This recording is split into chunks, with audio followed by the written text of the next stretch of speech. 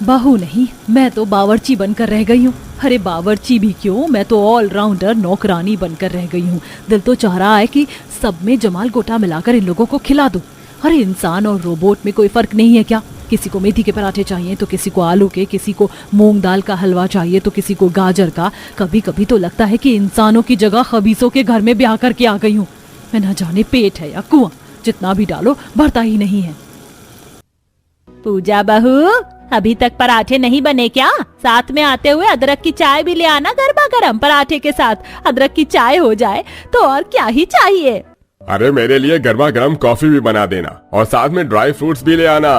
ठंड के मौसम में ड्राई फ्रूट्स खाने का अलग ही मजा है। ठंड का मौसम तो मेरी जिंदगी में नासूर बन गया है। आई हेट विंटर्स, मुझे सर्दियों से सख्त नफरत है। आखिरकार ऐसा भी क्या कारण था जो पूजा इस ठंड के मौसम में अपने ससुराल वालों से इतनी ज्यादा परेशान हो चुकी थी कि उसे ठंड के मौसम से इतनी ज्यादा नफरत हो रही थी? आइए इसे जानने के लिए कहानी में थोड़ा पीछे चलते हैं। चलो, ठंड का मौसम तो शुरू हुआ, अब गर्मी से राहत मिलेगी। साल भर में बेसब्री से मैं इस ठंड के मौसम का इंतजार करती हूँ। ठंड का मौसम भी शुरू हो गया है, इसका मतलब हर रोज घर में नए नए पकवान बनेंगे। अरे भाई, मेरे मुंह में तो अभी से ही पानी आ रहा है। आज तो कुछ ज्यादा ही ठंड है। आज तो गर्मा गर्म पकौड़े खाने का बड़ा मन कर रहा है। मन तो मेरा भी कर रहा है। मैं आप सभी के लिए पकौड़े बनाकर लाती हूँ और साथ में चाय भी। पूजा के उसके ससुराल में ये पहली सर्दी थी। पूजा रसोई में जाती और गर्मा गर्म प्याज आलू के पकौड़े बनाकर लाती है। बहू, प्याज और आलू के पकौड़े तो काफी बढ़िया बने हैं। एक काम कर, गोभी और पनीर के भी पकौड़े बना कर लिया। हाँ भाभी, मेरा भी पनीर के पकौड़े खाने का काफी मन कर रहा है। पूजा एक बार फिर रसोई में जाती है और सबके लिए गोभी और पनीर के पकौड़े बनाकर लाती है कि तभी शीतल, भाभी आपने इतने सारे पकौड़े बना दिए लेकिन पालक के नहीं बनाए। आप जानती हैं ना कि मुझे पालक के पकौड़े कितने पसंद हैं। शीतल, मैं इतनी बार रसोई में गई तब तुम मुझे उस वक्त बोल देती और यहाँ इतने सारे पकौड़े रखे तो हैं, मैं तुम्हारे लिए पालक के पकौड़े कल बना दूंगी। भाभी, मुझे पालक के पकौड़े अभी खाना है तो अभी ही खाने, कल नहीं। अपनी नंद की मदद से पूजा रसोई में जाती है और एक बार फिर से पकौड़े बनाने लगती है। पूरा परिवार हीटर के सामने बैठकर गर्मा गर्म चाय की चुस्की लेते हुए पकौड़े खा रहा था। वहीं जब पूजा के खाने की बारी आती है तो उसके लिए एक भी पकौड़ा नहीं बचता। कैसे लोग हैं ये, इतने सारे पकौड़े बनवाए और सारे अकेले चट कर गए, एक भी नहीं छोड़ा मेरे लिए। बेचारी पूजा पतीले में बची हुई चाय पीकर ही अपना काम चला लेती है। जब से ठंड का मौसम शुरू हुआ है तब से घर में कुछ ठंड वाला खाना बना ही नहीं है। क्यों ना आज गर्मा गर्म सरसों का साग और मक्के की रोटी हो जाए। मेरा तो गर्मा गर्म पुलाव खाने का मन हो रहा है। अरे ठंड का मौसम है और गाजर मटर की सब्जी न खाएं, ऐसा तो हो ही नहीं सकता। क्या बहू, मेरे लिए गाजर मटर की सब्जी और घी में डूबी हुई मक्के की रोटी ले आओ। भाभी, मेरे लिए तो आप ब्रोकली और मशरूम की सब्जी बना दीजिए। अरे वाह, मुझे तो पता ही नहीं था कि ये मेरा ससुराल नहीं बल्कि एक होटल है और मैं इस घर की बहू नहीं, वेटर हूँ। कैसे सबने फरमाइश लगा दी खाने की। पूजा मन ही मन किलस कर रसोई में जाती है और अब इस ठंड की रसोई में अपने ससुराल वालों की अलग अलग फरमाइशों के अकॉर्डिंग खाना बनाने लगती है। बाकी सब तो फिर भी ठीक है, लेकिन ये मक्के की रोटी खाना जरूरी है क्या? आटा गूंथने में ही इतना वक्त लग जाता है, ऊपर से गैस की बजाय चूल्हा जलाकर मक्के की रोटी बनाओ। खुद तो आराम से हीटर चलाकर बैठ गए, लेकिन ढोल की तरह मैं बज रही हूँ। पूजा ठंड से कपकपाते हुए जैसे तैसे करके सभी की फरमाइश का खाना बनाती है। सबके खाने के बाद किचन में ढेर सारे बर्तन इकट्ठा हो जाते हैं। खाना बनाना तो फिर भी ठीक था, लेकिन अब इतने सारे बर्तन धोने पड़ेंगे, वो भी ठंडे पानी से। एक काम करती हूँ, गीजर चला लेती हूँ। अगर ठंडे पानी में उंगलियां गई तो बर्फ की तरह जम जाएंगी मेरी उंगलियां। पूजा गीजर चलाकर गर्म पानी से बर्तन धोने लगती है कि तभी सुनीता रसोई में आती है और गीजर का बटन बंद कर देती है।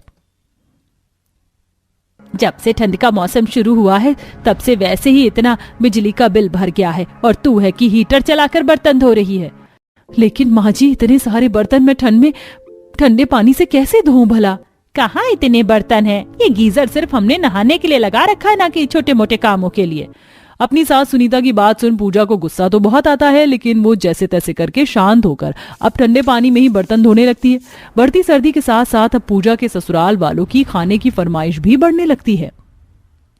बहू, आज नाश्ते में मेरे लिए गर्मा गर्म आलू प्याज के पराठे बना देना। मोहित को तो पनीर के पराठे पसंद है तो उसके लिए पनीर के पराठे बना देना। अर्जुन पराठे खाता नहीं है तो उसके लिए गर्मा गर्म उत्तपम बना देना। और इनका तो तुम्हें पता ही है, नाश्ता ये हल्का करते हैं तो इनके लिए पोहा बना देना। शीतल, तुम कुछ नहीं कह रही? तुम भी बता दो कि तुम्हें नाश्ते में क्या खाना है। भाभी मेरा तो हॉट चॉकलेट पीने का मन कर रहा है, आप मेरे लिए हॉट चॉकलेट बना देना। पूजा मुंह बनाकर रसोई में जाती है और ठंड से कपकपाते हुए सबकी फरमाइश का नाश्ता बनाने लगती है। और फिर एक बार से ढेर सारे बर्तन इकट्ठे हो जाते हैं, जिसे देख इस बार पूजा अपनी नंद से बर्तन धोने के लिए कहती है। मैं बर्तन धो तो देती, लेकिन आप तो जानती हो कि लास्ट वीक मैंने नेल एक्सटेंशन करवाए हैं और ये काफी महंगे हैं। पानी में काम करूंगी तो खराब हो जाएंगे। बड़ी आई बहानेबाजी करने वाली, सब जानती हूँ। जितना मैं घर में काम करती हूँ, अगर उतना देश के लिए करती तो अभी तक मुझे देश के राष्ट्रपति की तरफ से पुरस्कार मिल चुका होता। अब इतनी ठंड में मुझसे रोज रोज दर्जनों में बर्तन नहीं धोए जाते हैं। आप मेरे लिए एक डिशवॉशर ले आइए, ज्यादा नहीं, सिर्फ 50,000 तक आ जाएगा। क्या सिर्फ 50,000? पूजा, इतने पैसों में हमारे घर का 2 महीने का राशन आता है और ये ठंड सिर्फ 2-3 महीना ही यूज होती है। इतनी कम दिनों के लिए तुम इतना बड़ा खर्च करवाओगी? मेरे पास इतने पैसे नहीं हैं। अपने पति मोहित की बात सुन पूजा निराश होकर रसोई में आ जाती है और अब ऐसे ही ठंड की रसोई करते करते बेचारी बहू के दिन गुजरने लगते हैं। एक काम कर, आज रात खाने के साथ साथ गर्मा गर्म मूंग दाल का हलवा भी बना लेना। मुझे तो गाजर का हलवा पसंद है, तो बहू गाजर का हलवा बना लेना। मैंने 5 किलो गाजर लाकर रख दी है। आप तो जानती हो कि मुझे हलवा इतना पसंद नहीं, तो आप मेरे लिए गोंद के लड्डू बना देना और थोड़े एक्स्ट्रा बनाना। खाने के साथ साथ अब अलग से लड्डू और हलवे की फरमाइश सुन पूजा का तो सर ही फिर जाता है और वो सारा सामान उठाकर छत पर जाकर हलवे और लड्डू की तैयारी करने लगती है कि तभी पूजा की नजर उसकी पड़ोसन साक्षी की छत पर जाती है। साक्षी के पैर पर पट्टी बंधी हुई थी और वो आराम से छत पर धूप में बैठकर मूंगफलियां खा रही थी। वहीं उसकी सास उसे दूध लाकर दे रही थी तो कभी खाना, जिसे देख पूजा, अरे साक्षी, ये तुम्हारे पैर में क्या हुआ और तुम्हारी सास तुम्हारा इतना ख्याल कैसे रख रही है? मैं बाथरूम में स्लिप हो गई थी ना, तो पैर में मोच आ गई, इसलिए अब जब तक मैं बेड रेस्ट पर हूँ तब तक घर के सारे काम मेरी सास ही कर रही है और मेरा काफी ख्याल भी रख रही है। साक्षी की बात सुन पूजा के दिमाग की बत्ती जलती है और अब वो भी सीढ़ियों से गिरने का नाटक कर बिस्तर पकड़ लेती है और डॉक्टर को ऑनलाइन पैसे ट्रांसफर कर उसे भी अपने प्लान में शामिल कर देती है। इनके पैर में काफी गहरी मोच आई है, कम से कम इन्हें 2 महीने बेड रेस्ट की जरूरत है। अगर इन्होंने बीच में कोई काम किया तो इनके पैर की हालत और खराब हो सकती है। बेचारी मेरी बहू। डॉक्टर साहब, मैं अपनी बहू का अच्छे से ध्यान रखूंगी। बहू तो फिक्र मत कर, जल्दी ठीक हो जाएगी। पूजा के बिस्तर पर पड़ने की वजह से अब सुनीता और शीतल पर घर के सारे काम की जिम्मेदारी आती है और दोनों माँ बेटी 2 दिन में ही थक कर बैठ जाती है। परेशान होकर सुनीता घर के काम के लिए नौकरानी रखती है। मैं इतनी मगजमारी नहीं करती हूँ, दिन में सिर्फ 2 ही वक्त खाना बनाऊंगी, वो भी सिर्फ 2 तरह की सब्जी, हफ्ते में 2 बार कपड़े धोती हूँ और रोज झाड़ू पोछा। आपको मंजूर हो तो बताओ, वरना मैं तो चली। नहीं नहीं, जितना हो रहा है उतना कर लो, बस खाना समय पर दे देना। अब चलाओ हुक्म जिस तरह मुझ पर चलाते थे। अब आई ना इन लोगों की अकल ठिकाने। अब तो मैं आराम से सारी सर्दियां हीटर के सामने बैठ कर गुजारूंगी। वाह पूजा, मानना पड़ेगा, क्या दिमाग चलाया है तूने। संगीता अपनी 3 नंद, अपने पति और सास के साथ एक छोटे से घर में रहती है। परिवार बड़ा था लेकिन कमाने वाला केवल संगीता का पति ही होता है। सुबह सुबह संगीता सबके लिए खाना बनाती है और सबको आवाज लगाती है, अरे खाना बन गया है, सब आ जाओ और खाना खा लीजिए। संगीता की आवाज सुनकर सब लोग खाना खाने आते हैं। तभी संगीता अपने पति मोहित से कहती है, सुनिए जी, घर का राशन खत्म हो गया है, आप जरा राशन भरवा लीजिएगा शाम को। भाभी मेरा सूट भी फट रहा है, इस बार हम एक नया सूट ले लें। कोई बात नहीं, मैं तुम्हारे सूट पर सिलाई कर दूंगी या फिर जहाँ से फट गया है वहां से रफू करवा देंगे। अभी इतनी तनख्वाह नहीं है और वैसे भी घर के पहले ही खर्चे इतने ही ज्यादा हैं, तो सूट बाद में कभी ले लेंगे। हाँ भाभी, कोई जरूरत नहीं है, अभी तो घर की बाकी चीजों की सबसे ज्यादा जरूरत है, ये सारी चीजें तो होती रहेंगी। तुम सब लोग अगर ऐसे ही समझदारी से चलोगे, हर मुसीबत को खुशी से हैंडल कर लेंगे और सारी दिक्कतें हमारी छूमंतर हो जाएंगी। कुछ दिनों बाद पायल, सीमा और छोटी नंद कोमल तीनों मोहल्ले की सहेलियों के साथ खड़ी थी। तभी उनकी एक सहेली रितु आती है। ये देखो मेरी नई ड्रेस है, ये ड्रेस कितनी अच्छी है ना। अरे वाह, ये ड्रेस तो बहुत अच्छी है, काफी महंगी लग रही है। हाँ नहीं तो क्या, मैं सस्ती ड्रेस तो वैसे भी कभी नहीं पहनती। मैं तुम लोगों की तरह गरीब नहीं हूँ ना, मेरे पास पैसे की कोई कमी नहीं है, इसलिए तो मैं जो भी ड्रेस लेती हूँ वो हमेशा ही महंगी लेती हूँ। वैसे तुमने इतनी सुंदर ड्रेस कभी देखी नहीं होगी ना। ये तो तुमने बिल्कुल सच कहा, हमने देखी नहीं है कभी इतनी महंगी ड्रेस, लेकिन हमें इतनी महंगी ड्रेस पहनने का शौक भी नहीं है। शौक होने के लिए पैसे होने चाहिए और पैसे तो तुम्हारे पास है नहीं, इतने गरीब हो तुम लोग। कपड़े भी तुम्हारे इतने फटीचर से हो रखे हैं। तुम्हारे लिए तो वही बड़ी बात होगी जब तुम अपने कपड़े ही सिलवा लो। हम यहाँ से चले दीदी, यहाँ पर हम लोग बस अपना मजाक ही बनवा रहे हैं। यहाँ पर हमारे रुकने का मन भी नहीं कर रहा। हम चलते हैं ना? हाँ चलते हैं हम। अब जहाँ तुम लोगों की बराबरी का कोई नहीं होगा वहाँ सब अच्छा भी कैसे लगेगा। जाओ जाओ, अपने करीब से घर में जाओ, वही तुम्हारी असली जगह है और वही तुम्हारी सही जगह है। आसपास के लोग अक्सर ही तीनों नंद को नीचा दिखाते रहते हैं। कुछ दिनों बाद मोहल्ले में अनाउंसमेंट होती है। सुनो सुनो सुनो, हमारे मोहल्ले में 14 फरवरी को वैलेंटाइन डे का आयोजन किया जा रहा है और इस आयोजन में कोई भी पार्टिसिपेट कर सकता है, लेकिन इसमें जिसकी भी सबसे सुंदर ड्रेस होगी उसे 5 लाख रुपए का इनाम दिया जाएगा। ये खबर सुनकर तीनों नंद और मोहल्ले के सभी लोग काफी खुश हो जाते हैं। देखना, ये कंपटीशन तो मैं ही जीतूंगी। वैसे भी मेरे पास किसी चीज की कमी नहीं है। इतनी महंगी महंगी ड्रेस है, अगर मैं कोई पुरानी ड्रेस भी पहन लूं ना तो भी मेरी ड्रेस सबसे सुंदर लगने वाली है। ये तो तुमने बिल्कुल सही कहा, तुम्हारे पास सबसे सुंदर सुंदर ड्रेस है। लेकिन मैं भी कोशिश करूंगी कि मैं इस कंपटीशन में भी बराबरी की टक्कर दूं। वैसे तुम तीनों के पास तो कोई कपड़े नहीं होंगे ना? अगर कोई ऐसा कंपटीशन हुआ ना जिसमें सबसे वाहियात कपड़े पहनने हो तो तुम तीनों ही जीतोगी। तुम तीनों की एक दूसरे के बराबर की टक्कर दोगी। तुम ऐसा क्यों बोल रही हो? अरे हम भी ये कंपटीशन जीत सकते हैं, जरूरी नहीं है कि तुम ही जीतो, हम भी हरा सकते हैं तुम्हें। देख रही हो, इतनी करीब होने के बावजूद भी इनका कॉन्फिडेंस। अरे तुम हारना तो दूर की बात, इस कंपटीशन में हिस्सा भी ले लो वो भी बहुत बड़ी बात होगी, क्योंकि ये छोटा मोटा कंपटीशन नहीं है और इसमें इनाम भी कोई ऐसे वैसे नहीं है। पूरे 5 लाख रुपए का इनाम है, तो कंपटीशन भी कितना तगड़ा होगा। और वैसे भी मैं हिस्सा ले रही हूँ तो मेरे सामने टिक पाना भी तुम्हारे लिए बहुत बड़ी बात होगी। तो एक काम करो ना, इस बार देख ही लेते हैं।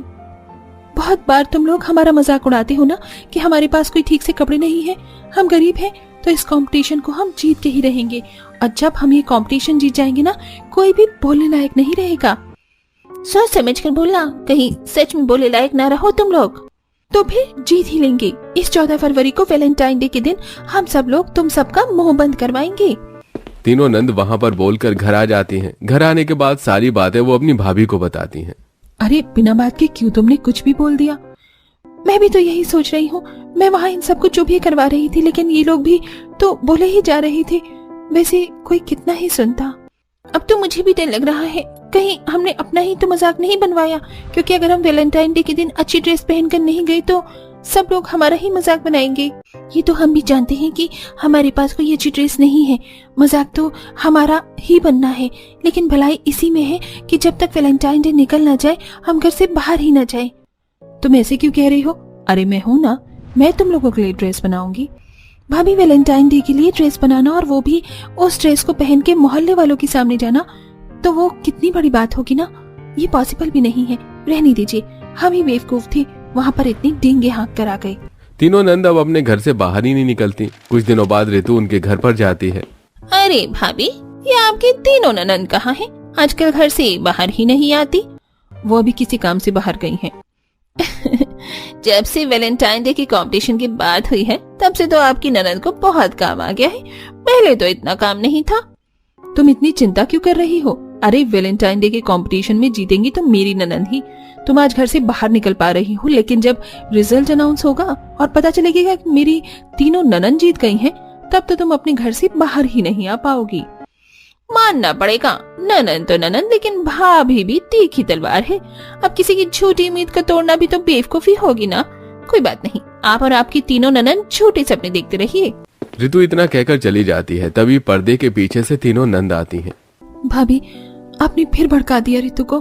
अरे हम कंपटीशन में हिस्सा ही नहीं ले रहे हैं, वो तो हमारी बेवकूफी थी कि हमने बोल दिया। लेकिन आप तो समझदार हो ना?